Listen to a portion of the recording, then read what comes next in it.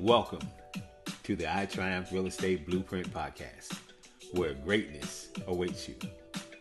The last question for this particular segment that I'm going to ask you guys is just a really straightforward question.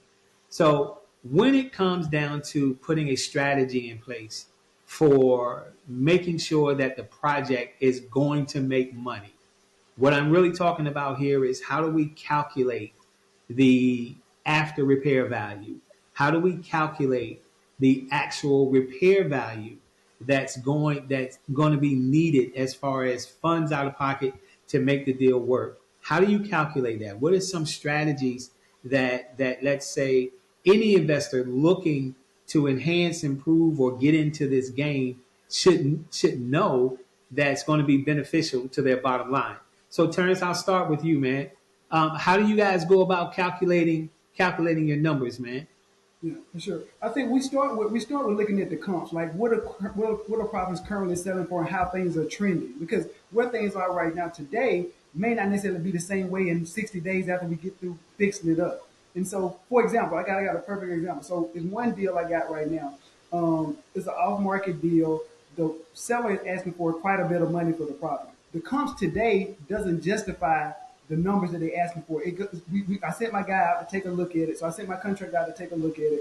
He said, listen, we can get this ready to go, do the bathrooms, redo the flooring, do some paint, the roof is new, the fundamentals, the mechanics are in good condition. So he's saying, listen, it's going to cost us X amount of dollars to fix this property up. So I'm like, listen, is that the lowest we can go? He's like, yes, that's the lowest we can go. So now I'm saying, listen, I got this project that I can take on myself, or I can give it to one of my other investor clients. And so what I'm looking at is saying is that I believe because we're in spring of 2024, in just looking at the data today, home prices are going to continue to rise at least over the next 3 to 6 months. And because of that, I believe that we probably can get about 15 to 20%, at least 10 to 12% higher than the current comp value. So I would be willing to go in on a project like that and say, you know what, I'm willing to take that risk.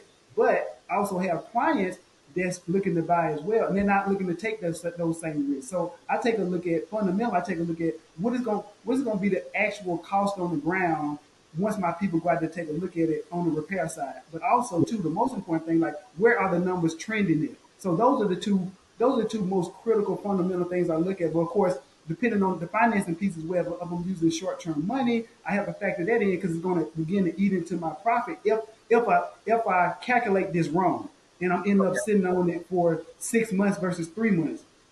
God forbid I hold on to it for a year. The hard money lender gonna make all the money. I'm barely gonna break even if I don't have the foreclose on the property. So those are the three fundamental things I look at just off the rip is that what comps are, what value is headed towards, and also too what's the actual cost to get the property up and running to the degree that we want it. But those are two relatively things I look at on the front end, and of course we dive a little bit deeper as we once we get it under contract, then we dive a little bit deeper because we still got an inspection period in order to walk away from it if it doesn't make sense for everybody that's involved.